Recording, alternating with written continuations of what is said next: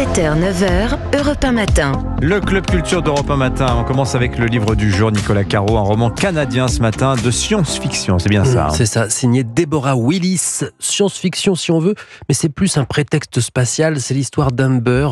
C'est Kevin, son petit ami, qui nous raconte au début. Ils vivent à Vancouver. Ils étaient tranquillement assis sur le canapé et soudain, Amber replace une mèche de cheveux derrière son oreille et dit à Kevin, faut que je te dise quelque chose. Aïe. Ah, c'est pas bon ça. Alors, en général, non. Mais Kev, lui, s'attendait juste à ce qu'elle lui dise qu'elle voulait adopter un chat ou qu'elle aimerait qu'il trouve un vrai job. C'est vrai que jusqu'à maintenant, il se contente de cultiver et de vendre du cannabis ou même éventuellement qu'elle est sortie avec un auteur de roman graphique. Tout lui allait, mais alors, il s'attendait pas du tout à ce qu'elle lui annonce qu'elle allait passer dans une émission de télé, Mars Now, organisée et financée par un genre d'Elon Musk. Ça se situe entre Koh-Lanta et Star Trek, si vous voulez. Ça se joue en couple et vous gagnez un aller simple vers Mars. Parce que l'idée, c'est quand même de peupler cette planète. Donc, elle propose d'y aller avec elle si c'est en couple. Et pourquoi un aller simple d'ailleurs? Alors, d'abord, un aller simple, parce que techniquement, on peut aller sur Mars en 9 mois, mais impossible d'en revenir en revanche. Ah, super. Elle a un couple de télé, ouais, tu pars pour toujours. Elle a un couple de télé avec un autre joueur de l'émission, parce qu'elle n'avait pas prévenu Kevin qu'elle s'inscrivait.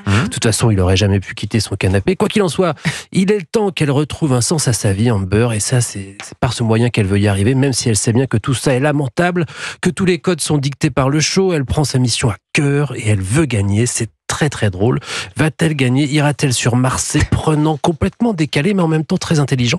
Ça m'a fait penser au film qui avait beaucoup fait de bruit avec DiCaprio, Don't Look Up. Ah oui. C'est un peu ça l'esprit. Ah oui, d'accord. Et elle finira sur le canapé de Kevin, j'ai l'impression, non? Je me dirais. Est-ce qu'elle aura une petite histoire avec... Girlfriend on Mars, donc le livre de Deborah Willis pour connaître la fin, c'est traduit par Clément Beaude. Exactement. Le cinéma, Laurie Choleva, avec pour commencer l'adaptation d'un prix Goncourt.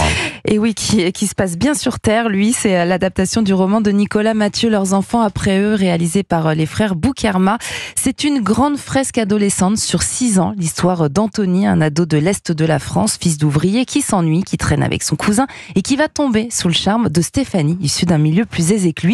Pour la rejoindre à une soirée, il va avoir la bonne idée d'emprunter secrètement la maison de son père, la moto de son père, jouée par Gilles Lelouch, qui va disparaître, bien sûr, et faire basculer sa vie. Quand on est sorti, la moto était plus là. Je suis mort, putain! On va la retrouver. Sinon, cette famille est foutue. Attendez! Faut qu'on se tire, papa va me tuer!